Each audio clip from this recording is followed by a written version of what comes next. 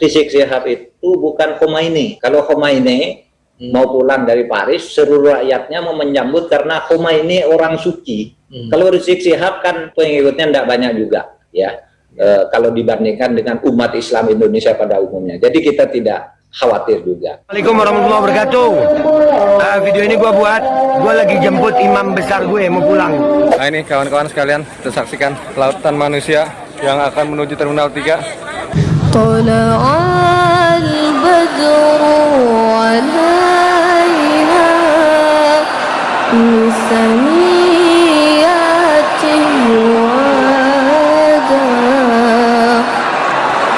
Pak Prof, banyak orangnya banyak. Pak Prof di mana? Katanya dikit. Pak Prof, woi. Wah Prof, jangan baper Prof ya. Lu kali dikit pengikutnya, kalau imam gua banyak. Udah gitu aja, jangan baper.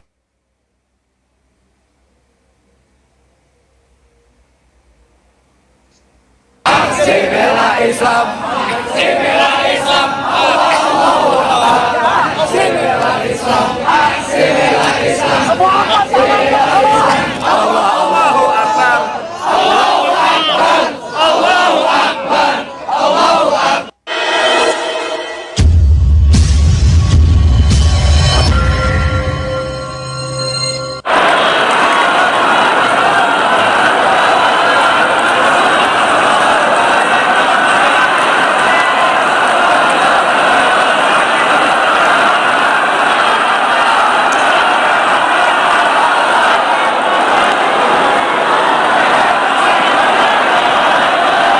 Ya Allah Pak, merinding saya melihatnya Pak. Ketika Habib Rizik, kalau presidennya nggak ada apa-apanya loh Pak dibanding presiden Habib Rizik ini Pak. Ya Allah, seperti semut.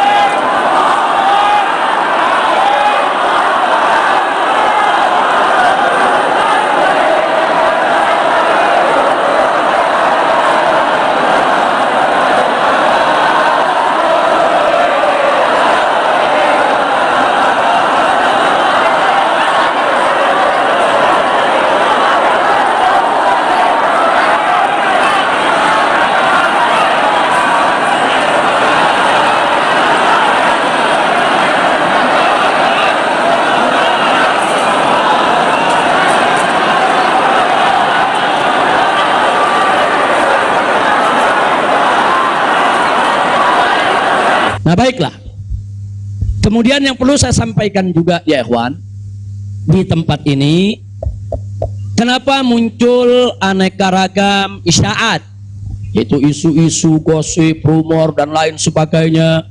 Katanya saya mau ditangkap lah, mau dideportasi lah, kemudian juga overstay lah dan seterusnya. Jadi yang ingin saya sampaikan di sini, ya saya memang overstay pada awalnya. Jadi sebulan sebelum visa saya habis, saya waktu itu mendapat pencekalan, tidak boleh pulang. Nah, tapi pencekalan tersebut bukan karena melanggar aturan, bukan karena melanggar ketentuan keimigrasian, bukan. Jadi kalau ada mengatakan karena ada pelanggaran, ada pidana, bohong, saudara. Itu hoax, bahkan itu fitnah. Jadi saya dicekal li asbabin amniyah. Itu ditulis dalam surat cekalnya. Li asbabin amniyah, karena alasan keamanan. Nah, biasanya kalau alasannya melanggar di situ ditulis mukhalafatun nizam atau at-takhalluf anin nizam. Nah, itu namanya melanggar aturan. Enggak ada. Di dokumen saya tidak ada kalimat at-takhalluf anin nizam atau mukhalafatun qanun, enggak ada. Yang ada adalah li asbabin amniyah, untuk alasan keamanan. Nah, tentunya saya tidak diam, saya terus melakukan lobby dengan pemerintah Saudi, dengan otoritas Saudi. Ini asbabun amniyah yang bagaimana maksudnya, kemudian kenapa saya tidak bisa keluar dan seterusnya. Ini terjadi pembicaraan yang cukup panjang ya ikhwan. Tapi memang mereka sendiri mengaku. Jadi saya ini di sana diperiksa oleh Badan Intelijen Saudi, saya diperiksa oleh Dewan Keamanan Saudi, saudara. Nah, belakangan, saudara, kenapa saya diperiksa? Mereka mendapatkan laporan sampah dari negeri ini, ya. Jadi mereka bilang ini zubalah. Nahnu nahsul alal maklumat kadhibah.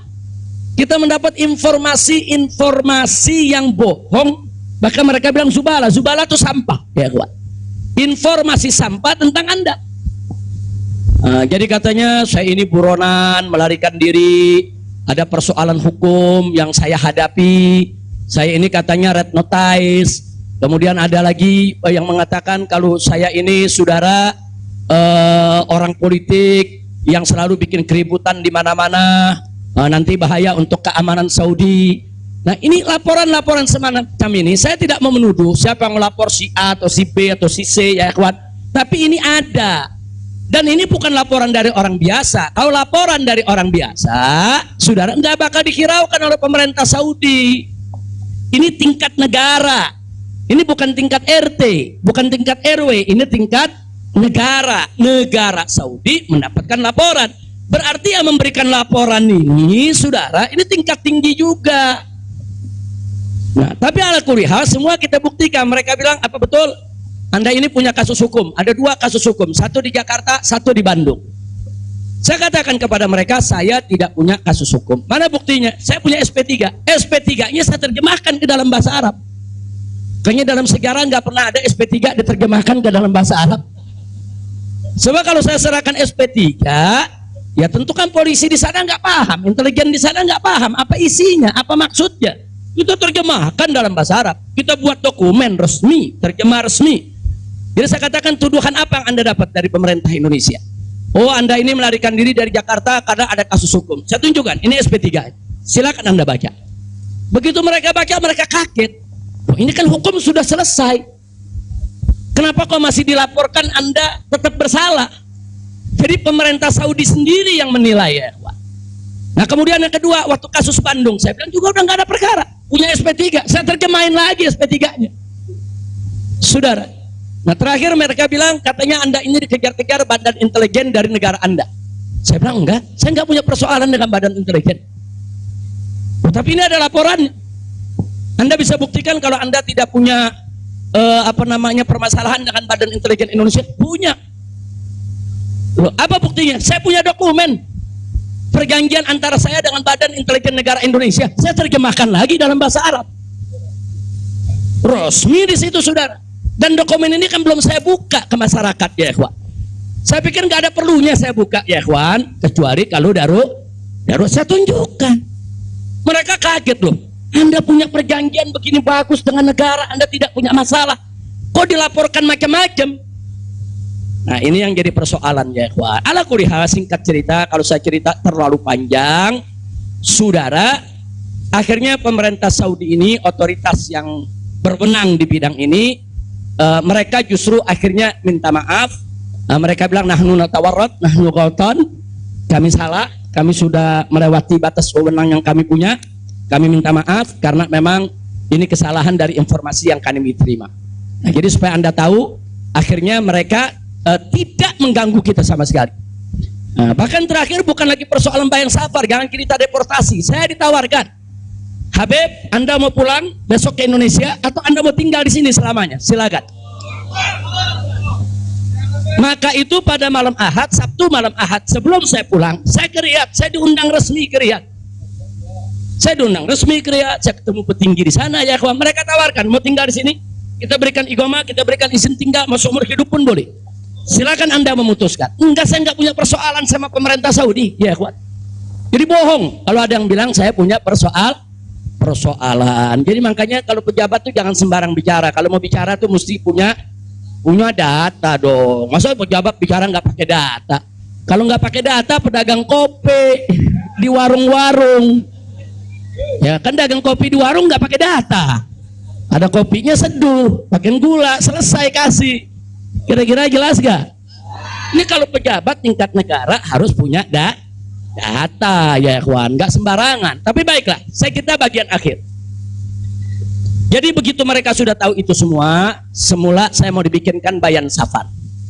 Bayan safar itu exit permit, saudara. Nah, bayan safar itu ada dua. Ada izin keluar Saudi, saudara, karena orang melakukan pelanggaran. TKI yang melarikan diri dari majikan, atau umpamanya ada tenaga kerja yang melakukan pelanggaran pidana, mencuri, berkelahi, atau membunuh saudara. Nah, mereka ini kalau diusir dari Saudi itu namanya deportasi dengan bayan safar. Tapi ada juga jenis bayan safar lain. Nah, seperti apa? Seperti orang yang mendapat suaka politik, itu kan perlindungan. Atau seperti orang yang dicekal politik, seperti yang saya alami, itu bukan pidana. Atau seperti mereka yang kehilangan warga negara, seperti orang-orang Rohingya yang tinggal di Mekah, itu mereka nggak punya warga negara, saudara. Tapi kalau suatu ketika mereka mau pulang ke negerinya, diberikan bayan safar kalau mereka mau pulang. Nah, kalau mereka nggak mau pulang, mereka dijamin silakan tinggal di Saudi Arabia. Nah, jadi ini namanya bayan safar.